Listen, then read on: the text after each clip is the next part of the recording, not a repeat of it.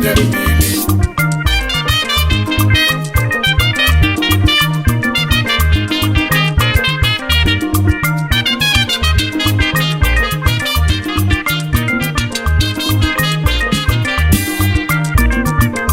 onye welu ụtụtụ wee gba aka afịa ọ dịka ịbịa fọ bịala olili anya ka nne na onye enyi akpa asụ nri maka na amarọ m ka o si kwado dị n'iche n'iche onye si kwado dị iche na nke ịbịa si kwado isi wee kwado na ngị malụ onye eze nwa m obi na o nwekwalụ ka m si kwado maka nwoke ka aghọta onwe ya sọsọ nwoke ga-agwa onwe ya eziokwu n'enu ụwa ọ bụ na ị na-eme anya n'ụkwụ ị na-eme anya na ịgafụ na ije dị m n'ọba onye eze nwa m obi ka nje bụ ụbọchị igwulu bọkoli na ide mmiri ka nke na nwanne m ife ọnwụ na-eme erika ụmụnne m na ife ọnwụ na-eme jọlụ njọ kedu ka o si abụ nne na nna tasị afụfụ fatasi afụfụ n'ụwa zụbụ ụmụfa ọ bụ na afa zụzụzụ ụmụfa eluzie mgbe ụmụfa ga-enefe nka ọnwụ ọbịa kedu ka nwoke ga-esi tasị afụfụ ọtasị afụfụ n'ụwa zụzụ ụmụ ya eluzie mgbe ụmụ ya ga-ene ya nka ọnwụ ewelu ụwa gburu odogwu chukwu ekwe na nke anyị dị otu a chukwu olisa na onye so ụlọbịa gata ọka onye eze nwa m obi n'ogidi anọ m na Lagos ebe nne m uwe obi aṅụli ekwentị m wee kụọ ngwezi ekwentị m wee jụba ọ bụ onye na-akpọ m ọ bụla ike chukwu nwudu chukwu akụtigbulu ndị ilo n'ụmụ oji nye akpọlụ m ngweju onye akụtigbulu ndị ilo kedu ọsị m onye eze na ọnwa egbulu ugo nna m ọnwa egbulu ugo eze nna ya Michael udu chukwu nna m ụlọakụ royal mayor n'igbulu bọkoli eze nna ya ka ọnwụ fụzili gbue mkpọdike chukwu nwudu chukwu yalakwa na ọnwụ bụ ozulọra n'igwe niile ejekọ n'ụzụ enu ụwa bụ alaba yalu na o nwere onye ga-anwụ n'ụwa ka ụwa kwụsị gị agha n'ọbụ sọ ma Jizọs ọbịala ọzọ Ikechukwu nwudu chukwu oyi m akụtigbulu ndị ilo yalakwa akọyi mebezina maka na ọnwa dị eli ego eze nne ya Michael udu chukwu onye ụbọchị gburu bọkoli ife mele ụmụ ojii ife mele anyị n'ide mmiri ndị bụ udu chukwu na-ebe si na ide mmiri sunu dube ọnwa dị eli ego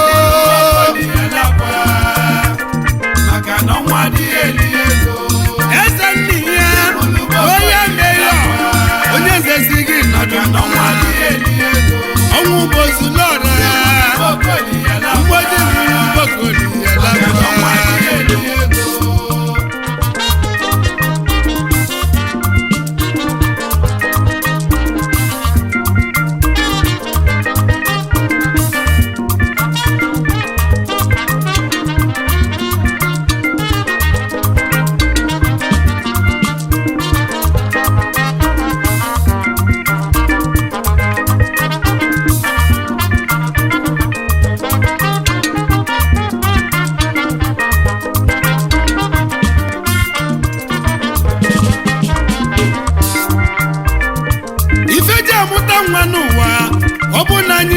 ka ife onye ga-ene anyị nke wee naba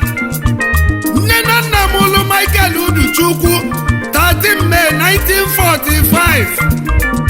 Michael udu chukwu wee gụsị akwụkwọ wee jebezi Ebonyi na nke Francis onye gọrọ wee gbasi odubo o wee du enyi ụlọ o terozi aka eji wee dusi odogwu ụlọ ahịa Biafra wee bido wee lie ife ji wee du Michael ụnọ maka n'ime na ahịa dị njọ na nwa na mmadụ ahịa n'ụwa na-akpụ ya ya ọ dịka anụ sizila ahịa Biafra Michael Uduchukwu wee bido ụwa n'isi hotelu nkwụ n'ime obodo eze nkwụ wee nababa wee bido afịa protomanto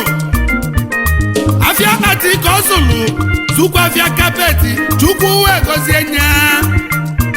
o wee jebe ebe ndị be nwa n'ike na bidi n'Ụmụoji wee nụta Philomena Uchenna ifo na-akpọ Philomena nwunye ya Beauty nwanyị ọma mma nwanyị ọma ya na Philomena wee mụba ụmụ Chukwu wee gọzie fafa mụta ụmụ isaa ngozi ka nwa Uduchukwu ebezina ngozi ebezina na ọnwụ bụ ozulọra ọnwụ adịeli ego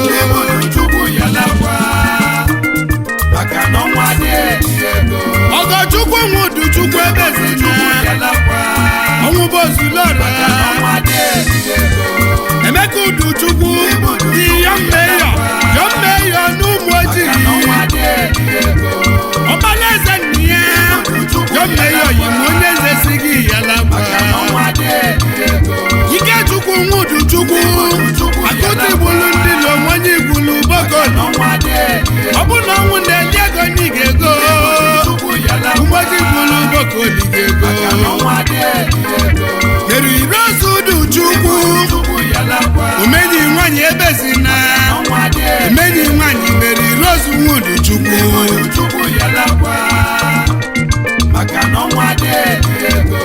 Pius Uduchukwu asụkwiza na-aba onye ọma ebezina ọnwa deli ego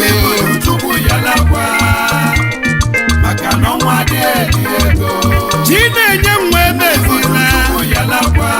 ọnwụ bụ ozulọra Uche nne ya ekene dịlị Chukwu nwa Uduchukwu Emmanuel nwa Uduchukwu jana anya mmiri na ọnwụ bụ ozulọra ije n'ụwa bụ ọlịlị anyị bịa na bịa na anyị nọsi anyị gana Ikechukwu nwa Uduchukwu akụtigbulu ndị lọ n'Ụmụoji ọkwa ijelu seminary school gụba akwụkwọ gụsie wepụta enu uwe onye na-akala ka ya na nke iji wesi ebafu wee na bi ndị a ịlụsili ndị a wee gbaba mbọ gbakọta mbọ Akachukwu wee dịlị gị Akachukwu wee dịlị Ikechukwu nwa Uduchukwu wee mebe ọfụma ya ka o ji chọba nwanyị ọ ga-anụ wee jebe dịbe anya bụ ike na mba anọ lusi ebe ndị be anya bụ ike wee nụta Adaugo anya bụ ike original nwanyị ọma onye akụtigbulu ndị ilo onye Ụmụoji odogwu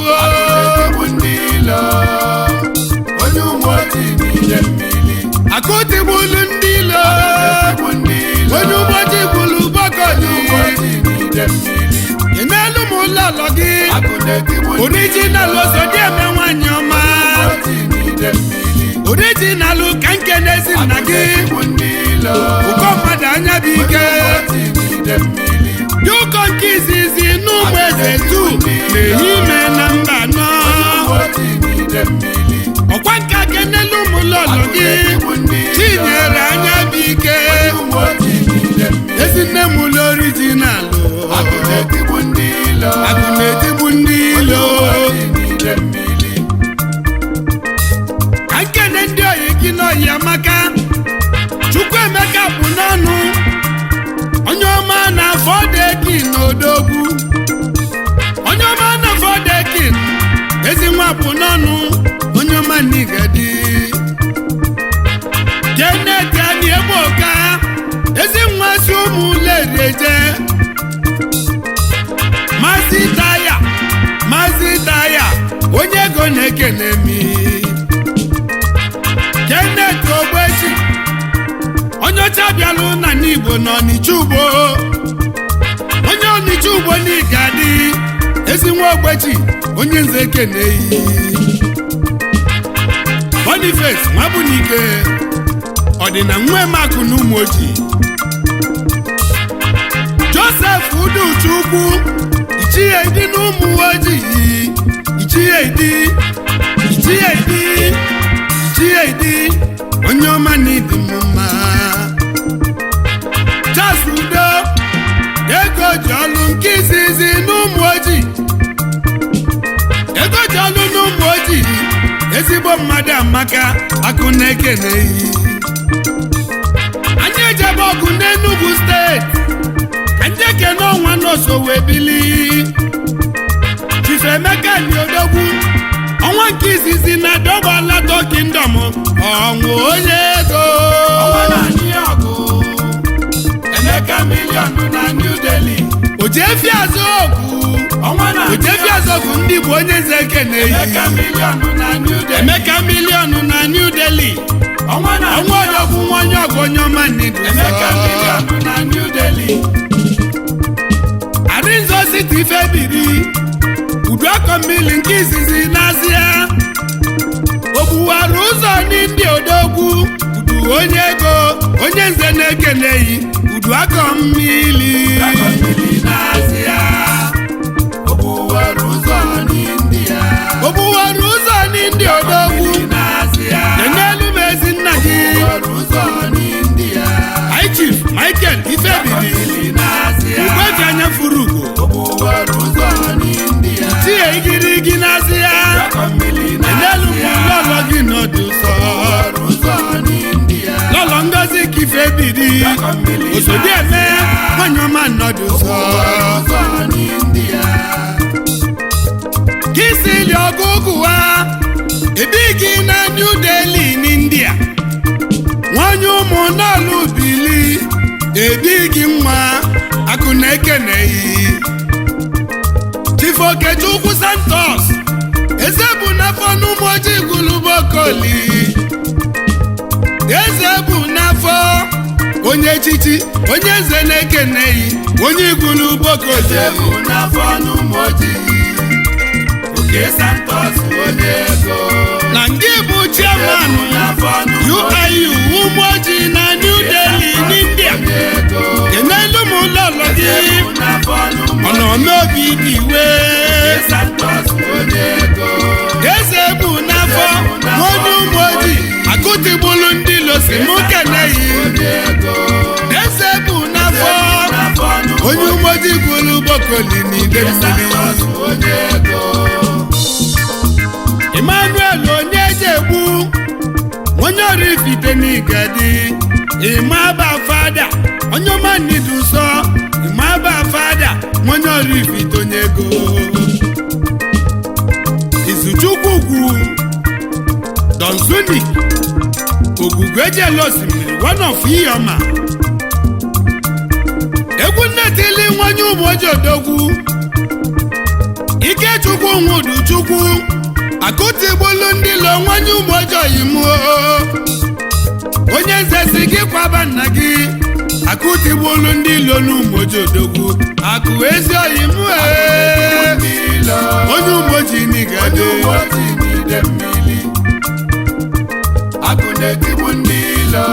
isi mụ kene oke nteje ego dị na butu n'India Honorable Michael Nwachi Chief Owaza gburugburu Kizizi na Owaza Kingdom enelu m lọlọ gị lọlọ Merit Chiamaka Nwachi CEO MN Company na Nigeria Kenneth Chigozie Ọhagwu osisi ọma n'iwolo onye n'ezi agụ ndelu m Nkechi Ọhagwu CEO Manufacturing Company NKD Nylon Okehie Emmanuel Akụzọnụ na Nuli Akụzọnụ nwanyị uli Odogwu Akụnetigbu ndị losi m nkene Ọjị Samson Ekele Matinyerugo n'uli Odogwu na-ebe mpe nwonye uli n'isosibe onye umoji nyasi m keneyi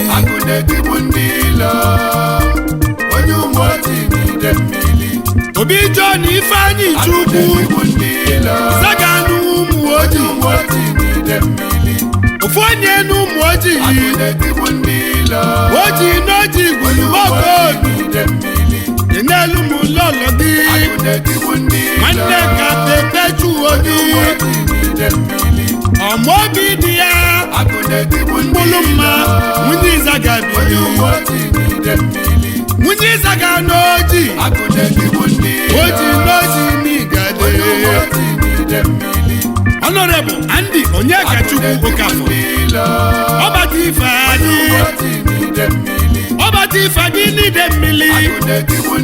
first elected president of Idemmili North and South na New Delhi n'India ọgaranya Chieze naanị Igbego onye ụmụoli n'ụmụ ojii Okwuluọra n'India n'Inuso Chief Afamogwu Ejiofor Ogbuefi Nnabuenyi Ezoyaka n'Ogidi CEO Afamogwuefi Agro Service Nigeria Limited Ezi Nwasi Ogidi anyị onye Ogidi anyị etiti n'Ogidi n'Idemmili Kenelu Mazoyaka n'Ogidi Mama Kachukwu na Chikamso onye ụmụ ojii n'Idemmili Odogwu akụ na-etigbu ndị lezi oyi Chief Matthias Ikechukwu Okala CEO Ojoshu Farms Nigeria Limited Founder Ojoshu Empires Group Limited MD Ojoshu Expo EVP India ọgbatụrụ enyi na Nnobi onye Nnobi ka nje na-elọlọ gị Princess Blessing Ngozi Okala CEO Above Blessing African Beauty Parlor na New Delhi, India oyiri di ya nwanyị ọma egwu na-etili akụ na-etigbu ndị ilo obele ụmụaka Chukwu dị enyekwala ụmụ lọlọ gị original nwanyị ọma akụ na-etigbu ndị ilo onye umoji nwanne m